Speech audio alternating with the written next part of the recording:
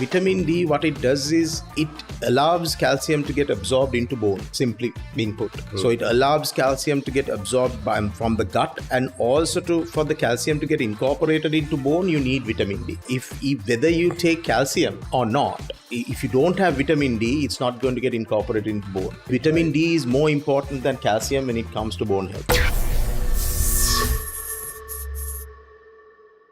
Welcome everyone to the Docs podcast. I have a very, very important guest to me who is close to my heart, a good friend of mine.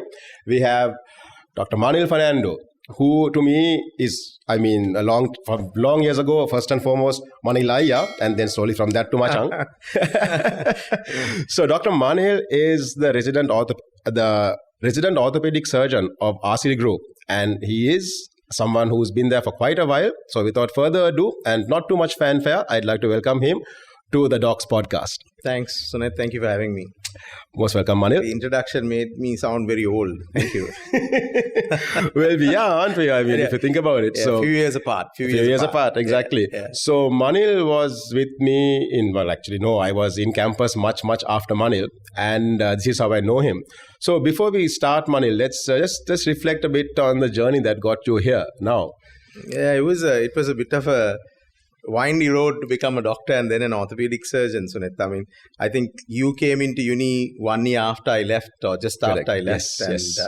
We were the pioneers who were in the beginning in Nepal, in Manipal. We were in the first 4 batches, so it was quite interesting there.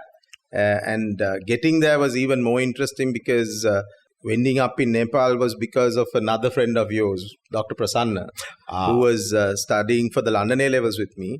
And this guy from the very beginning, when I said, all of us were thinking of going to the UK or to Australia to study medicine. But Prasanna was always like, there's this Manipal in Nepal and I'm going there. So then when none of the UK universities gave me any offers, I asked Prasanna, are you still going to Nepal? And then he's like, yeah, I'm already in. Then I told him, give me the details, and I applied, and the rest was history. I don't regret going there. I think I got a very good education with all the lecturers and people were there. We made the most of it. It wasn't easy in the beginning. I had to use a squatting toilet for the first time, which was good and an experience.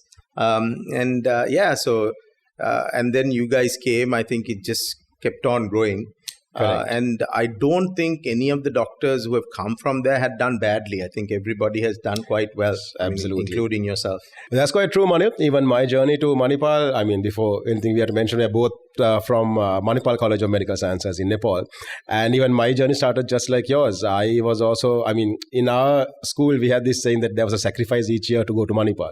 Bimanta was my 1 year superior to me, and then he introduced me to Manipal, and I've introduced my juniors from college to Manipal as well. So yes, there were 2 Thomians in my batch, I think.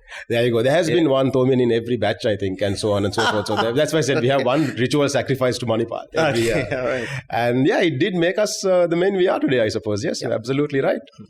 So without further ado, since you are the orthopedic surgeon, there were so many questions that I had to ask you. I want to start, Manil, with this, and also before I forget, I mentioned that you have your area of interest in sports medicine as well. So we need to discuss a few sports medical related stuff also. But the first thing I'd like to talk with you, Manil, is something that a lot of people ask me, is this whole business with vitamin D and bone density. Now, I have heard that there's almost a 60% of locals who have a deficiency in vitamin D. Tell us more about this. Yeah, I think your numbers are correct. When I was in England, I was in the northwest when I was doing my training, and there was almost no sun. But only about 30% of the British people are deficient for vitamin D. But in Sri Lanka, the numbers say that it's about 60%. But almost everyone that I do test end up being deficient. We have plenty of sun, but life is such that we don't go out during the time which makes natural vitamin D. So most of us need vitamin D. So I think as a general practitioner, as a person who then generally get to meet patients more than me, because I would get a specific problem, whereas most GPs and most doctors deal with multitude of problems. And I feel if you do test vitamin D when you do suspect that this person is, because I wait for a fracture. And by that time, it's probably too late to test it. So if you do test it, I find that the numbers are fairly bad. I mean, the recent one we tested was low 8s. Low 8s, yes. Low 8s. There was a patient that I sent you, I believe. Yes, and that's really low, right? One of the lowest I've seen. So, and most of the doctors, Sunit, what they do is they end up putting them on vitamin D around 1,000 to 2,000 units a day, which is the daily requirement. Correct, right? Correct. It will not increase the... Ekamadi, that's not enough. That is not enough. Ekamadi, that's right. Right. So that's true, and I've noticed this myself, and it's kind of ridiculous when you say that, I mean, you've been to the UK, you barely get a day of sunshine. There's no sunshine. It's grey and miserable, right? And we being a tropical country with so much sunshine, we almost have double the rates of vitamin D deficiency. So, Manil, let's have it from your words as in itself. I'm sure my fans would love to know why vitamin D is important in terms of bone health. So, vitamin D, what it does is, it allows calcium to get absorbed into bone, simply being put. So it allows calcium to get absorbed from the gut, and also for the calcium to get incorporated into bone, you need vitamin D. Absolutely. So if whether you take calcium or not, it's not. If you don't have vitamin D, it's not going to get incorporated into bone. Right. So I think vitamin D is more important than calcium when it comes to bone health. Bone health, exactly. Absolutely. Thank you, Manil. That's a really, really important point you made, because this is another can of worms that I want to open with you, since I talk about controversial stuff, right? The whole calcium issue. Now, I mean, I've been telling my patients, especially the ladies, the ones who are about to hit menopause. Most of my patients, most of the ladies that we know, my patients, they hit menopause like you hit the floor, like a pathologia hits the floor, right? I don't want this to happen. I want them to hit menopause running, in good health. But it sort of creeps up on them, and by that time, it's a bit too late to do anything about it. So, I mean, this is something I want to address with you, because a lot of people think that there is a deficiency of calcium once you pass menopause, and they start supplementing calcium willy-nilly just because they feel like it. And I personally feel this is a bit of a dangerous thing, because excess calcium can lead to kidney stones and things like that. So, what's your take on this? What's your take on just supplementing calcium for the sake of it? I wouldn't recommend it. It's a double-edged sword, Sunit. It's like, not taking calcium when you're deficient, it's not a good thing. When you're not deficient, just taking calcium for the sake of taking calcium is also not a good thing. So, I think, because some patients, I made patients where I want them to take calcium, but they're not taking calcium because somebody has told them that they'll get kidney stones, right? Or because they have gallstones, they don't want to take calcium. So that's the problem. But I would say follow your doctor's advice, right? And provided that your doctor is giving you good advice, you should stick to it, right? And most of us generally trust our doctors. So as long as they're properly educated, I think you should be okay. So this thing is that I wouldn't want to treat people with calcium or with vitamin D unless they need it. The problem is the vitamin D test is fairly expensive. Yes. So therefore, some patients may not be able to afford it. And therefore, you may decide to empirically start vitamin D, which is fine. But calcium, I would say it's better. You know that the density of the bones are lower, and then you need it. Now, when you talk about menopause, the average age of a lady reaching menopause in Sri Lanka is about 54 years, right? If you get it before, then it's early menopause. If it's later, it's late menopause. So 5 years after you reach menopause, your risk of getting osteoporosis or low bone density increases. So that's the time you should start doing a few tests to this thing. Beyond that, if you're an active person, you have a balanced diet, and your vitamin D is relatively sorted out, you should be okay. You don't need anything additional to improve your bone health. Exactly. And that's an interesting point you made. If you are an active person, let's talk a bit more about this. Now, you're a sports medicine guy, right? And something that I see that's lacking in Sri Lanka is this drive to work out, which I find, Talking to the wrong person, but anyways, go ahead. In the working out category, drive to work out.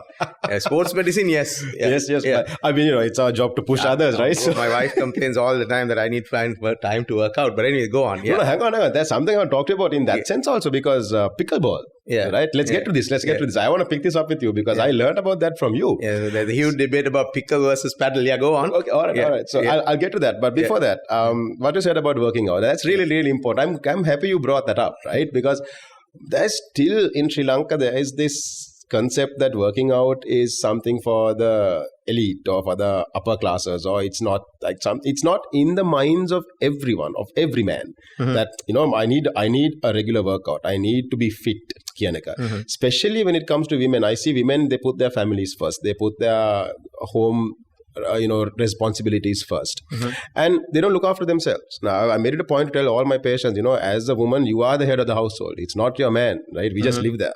I mean, for all intents and purposes, the woman is the head of the household, so you need to look after yourself. You would like to imagine otherwise, but it's not the case. It's not the case, exactly. Yes. Let's be honest, right? So I mean, if you don't look after yourself, everything around you falls apart, no? So I mean, I've been explaining this, but I think in your words, I'd like to hear it from you, because about muscle strength, about muscle tone and muscle strength, and about keeping your weight-bearing joints healthy. Tell us more about this. Yeah, so health is wealth, right? If you're healthy, then especially with current rates in hospitals and all, you'll probably save a lot of money. So yes. I think be healthy. So, and exercise plays a vital role. I mean, some people like, going for Pilates, others go to gyms, others will do fit and other stuff. Anything, whether you do a team sport or whether you play an individual sport, it doesn't matter. Be active and keep your body moving, right? Because when the muscles pull on bone, just talking about bone, the bones, the body gets more calcium and stuff deposited on bone because the bones need to be stronger. So for example, if you lie in one place and wait, your bones will become less dense automatically. Similarly, you were talking about muscle tone. Muscle tone is very, very important to have healthy joints. Now, for example, just talk about the knee joint, right? The only two things that has proven statistically to increase the lifespan of the joint is your quadriceps strength and your weight. So keeping your weight at a stable level and strengthening your quadriceps will make your knees live longer. Yeah. Right? Whereas so people, when I talk about weight, they're like, oh, it's been difficult. I know it's difficult, but lose a couple of kilos, because even 2 kilos will be a 20 kilo force that goes away from the joint. Because when you're walking and running, it's 10 times your body weight that goes through your joint. I never realized that. So a couple of kilos makes a big difference. So I said, don't go for big targets like trying to lose 10 kilos. Lose 2 kilos. Much easier. Once you lose that 2, we'll talk about the next 2. The next 2. Yeah. So I think activity is very important. You got to find the time. I'm probably not doing what I'm telling you, right? Probably not having the time, but you do need to find the time. Yeah. At least 3-4 times a week to move your body. Correct. Absolutely. That's actually very good advice. Something I tell my patients also is, it's not about being fat, it's about being fit. If you have that concept of I need to stay in fit, I need to stay in form, then naturally everything falls into place. Yeah. So speaking about you not having time, I'd like to talk to you about, tell us more about pickleball. That's really interesting. So guys, Manil has started this, introduced a sport into the country, which I haven't seen before. Let me. Okay, so pickleball I think is more popular in the States and in Canada and all. Yeah. And now it's one of the fastest growing sports in the world. India, it's like growing like wildfire, where you can't actually book a court. So I got introduced first to paddle because my friend Shamal and his colleague started a paddle house in Sri Lanka, and I started playing paddle. I've never played tennis. I've played badminton in uni with Prasanna and them, right? But fairly, sparingly, right? But I got into paddle. I could play paddle. I enjoyed it. But if you have not played tennis, it's not an easy sport to play comparatively. And then I heard that there is this pickleball, because my aunt from Canada said, oh, why don't you play pickle? And there was no place to play pickle initially in Sri Lanka. And then I found out that there is this place called Pipinya.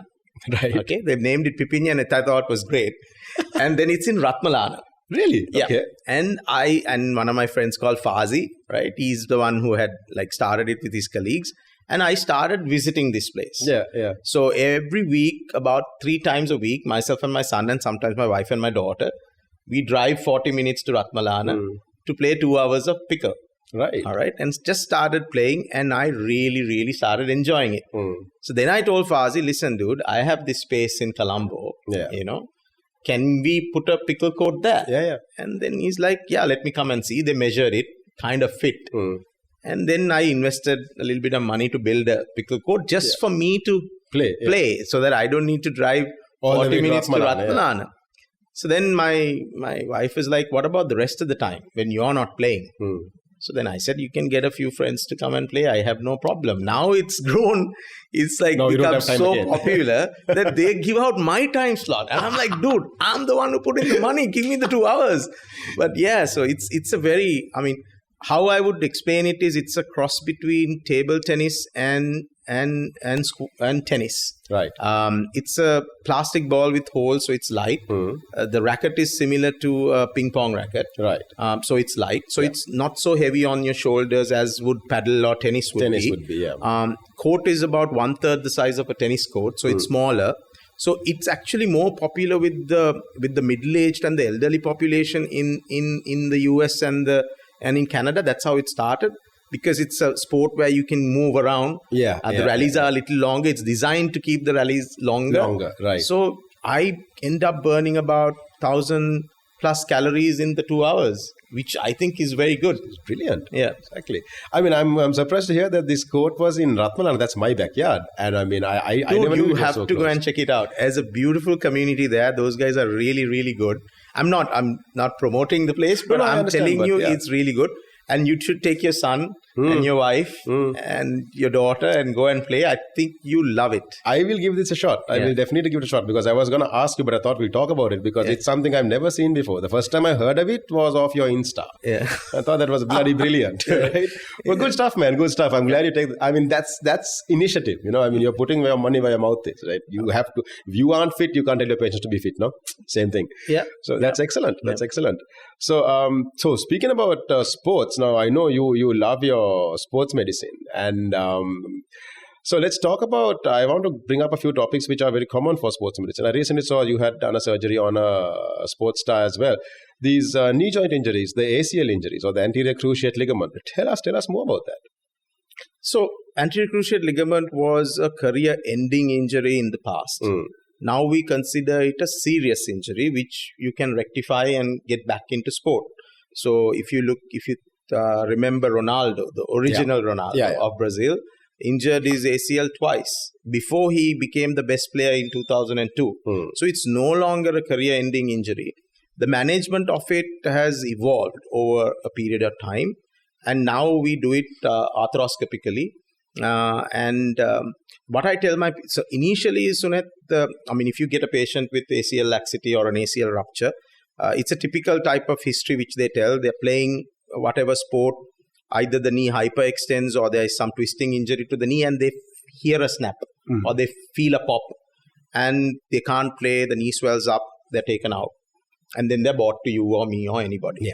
So what I do for those patients is I tell them to put ice, I give them analgesics, and I tell them to slowly start mobilizing the knee as comfortable, and we will start the prehabilitation.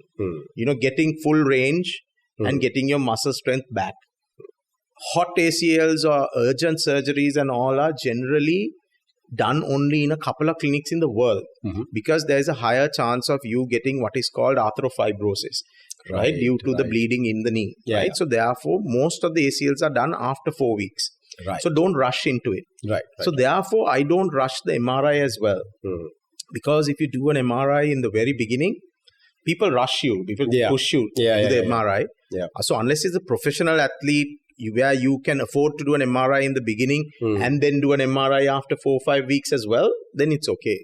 But if you're a person who can't afford to do a couple of MRIs, you want to do just one, I would say wait the 4 weeks or 5 weeks, let the normal swelling go down. Because as you know, in an MRI, in the T2 weighted images, the water content will appear white. Right? So there'll be a hyperintense signal in all things which are swollen. So the radiologist who has limited knowledge in the clinical part of things, even just looking at the film and giving you an idea, will say, oh, there's a hyperintense signal here, possible tear. Hyperintense signal there, suggestive of a tear. So ultimately, all your ligaments are torn. as per the MRI, right? But clinically, I see there is not much, maybe only the ACL. Yeah. So now the next question is, what should I do? Now, if you're an athlete, you have to get it done. There's no question about it. But if you're not an athlete, should you get it done? Is the next question.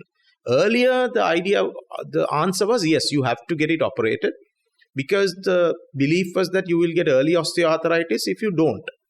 But now, right? So to reduce your risk of getting arthritis, you do the ACL reconstruction. Right.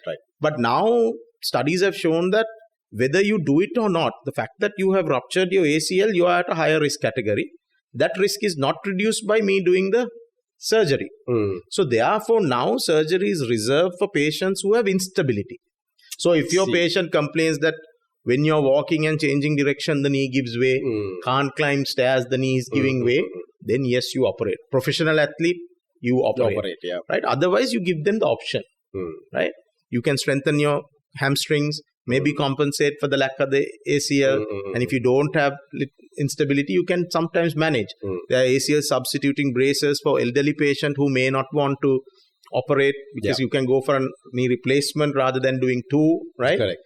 And they can still be active without that instability wearing those braces. It's not freely available in Sri Lanka, but you can get it down. Exactly.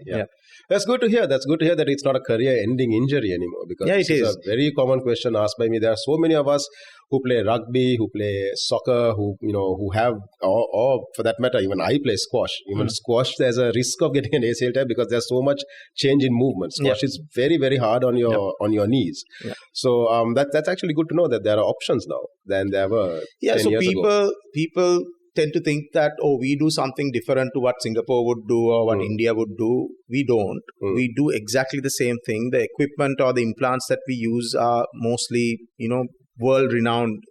Now, what I use is Arthrex, which is coming from America and Germany. It's a company based in both those countries, and it's the number one in the world, right? So we use those implants. We use the same techniques. So what you would get is the same. But what I do is, let's say, 50% of the job or less than 50% of the job. More than that is on you and your physio. Right? Correct. And, because you have to commit to do the rehab. There's no point in getting your ACL done if you're not going to do the rehab, So I say you got to commit.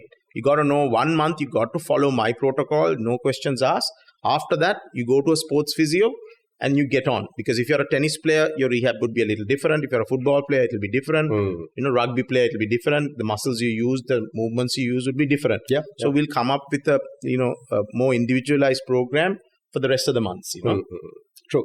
Okay, thank you. So just to wrap things up, since I'm getting a little short on time here, people may not know Manil has done something on me as well. This was many, many years ago when I had an argument with the wall and the wall won. And I have a plate here. Wall always wins, Sunil. You're not the only one. I keep telling my patients, dude, punch somebody else. Don't punch a wall. That's the day I learned that, my liberties end where the wall begins. So I wanted to ask you in this light, just on a lighter vein, we all have the times that we actually enjoyed our work. So what's the funniest incident you come across when you were operating? If you could think of one. Oh, dude. Sometimes you see, funniest, I wouldn't want to talk about patients and stuff. But with me, the thing is sometimes I forget that my patients are awake. Right? So in the sense that we operate under spinal and under and then I forget that these people are not sedated sometimes and they're completely awake, and then we talk about once the surgery becomes a bit more comfortable and you're out of the difficult parts of it, and then you start talking about this. So one day in the general hospital when I was doing my training, I was putting this those days we used to use K-nails, Kushner's nails, old. They probably don't use it even in animals in the other countries, but this is what we had in our country, right? So I was putting this Kushner's nail in this patient, and we were talking about and don't ask me the topic we were talking about, because it cannot be, and then suddenly the table started vibrating. dude, and I thought there was an earthquake or something in Sri Lanka, and I'm like, what the hell is going on? To see the patient was laughing. Right? Then I was like, oh shit, I better keep my mouth shut. Yeah. No, I've had a very, very similar experience. I was the surgical officer in Kalmune, and I was the trainee myself. And I had a very similar experience where the patient was on spinal, and he had we were doing an we were doing a hydrocele repair, right? Which is a repair on your testes. And the patient, to my great misfortune, had a congenital defect where one of the layers was fused. And so while I was cutting through this, I found this fused layer. And then I completely forgot he was not under general, he was under spinal. So in proper Sinhala, I yelled out to my boss. I was like, sir, ippan tenda me podi atte prashnayak, you know. And the patient just stood up saying, Ane, sir, mage. That's funnier than my one. And I had to maintain I was like, I didn't know, bye venna epa. Kapunne, kutunne, bye venna epa. So these things happen, man. These things happen. Most of my fond memories is in my training, you know, with Professor Jerry Jayasekara. And he was a legend, wasn't he? Oh, man. The people now don't get the opportunity to work with legends like that. True. I mean, he was a hard trainer. I got chased out of the female ward to the male ward and few times in the theatre, but the things, he trained me from the hydroceles to sebaceous cysts to the basics. Every time I had to fix 2 cases, one he would assist me, like one he would do, and the next one he would assist me. Yeah, correct. And he had this sterile mallet, which is basically a meteor, right, which is sterilized. And if I don't hold the instrument correctly, he would hit my knuckles. And I had to stand properly. Otherwise, he'll shout whether are you trying to eat it, man? Are you sniffing it? Keep your head straight. All these things which I at that time was like, I don't know why this man is shouting at me. But now I don't necessarily agree with the way he probably trained me. Because I don't like to do those things to my trainees. True. But the things which they taught me are the same things that I still do. And it's internally programmed in me that it automatically happens. Right. So, and he used to do so many things. One day there was this 16-year-old guy who we were doing appendicectomy on. And once you give the GA, sometimes your parts get engorged, right? And this kid was very well endowed. Okay. For a 16-year-old kid, it was fairly, sizable, implant, So then he walked. I had prepared the patient and everything. And he walked into the theater and he's like, oh my goodness, right, what is this? This guy is a lucky guy. I was like, yeah, he's a lucky guy. And he's like, wait. And then nowadays you probably call it sexual harassment. Those days it was okay. And then he got this towel and he covered the kid. And kid's sleeping. And then he shouted, sister. And the OTB sister, man, when Prof. Jerry shouts, OTB sister gets very scared. She comes running, sir, why? She doesn't know whether instruments are missing or something. Sir, yes, sir, what's the problem? And he lifts this thing up and says, sister, have you seen this? And sister like, oh, sir. And then he got all the student nurses to face the wall. Right? While we were cleaning, he's like, Umbala meka dakkot nool bandinna wenawa. So face the wall. Man. Training was tough, but it was fun. It was fun. I have heard about Professor Jerry and I haven't met him in person. I haven't met him in person, but he's a legend. He's an absolute legend. Literally, Suneth, I will tell you, he would do the most difficult surgery, whether it be a mastectomy or an nephrectomy, and not half a small swab would soak in blood. He was that good. That's talent. That's talent for you. There you go. All right, Manil, thank you so much for your time. It has been an absolute pleasure, a very candid chat as I wanted. And I'm sure you guys have questions for Dr. Manil. He's an orthopedic surgeon, like I said earlier. So we would love to have you back. Let's see what the audience wants to hear as well, and maybe a couple of months' time. Definitely. Maybe we just talk about our training and our good old days in Exactly. Anything you want to talk about, it's fine. The less the... Thank you for having me. It was my pleasure. It was a pleasure and honor. Thank you so much. Thank you for your time. Thanks, bud.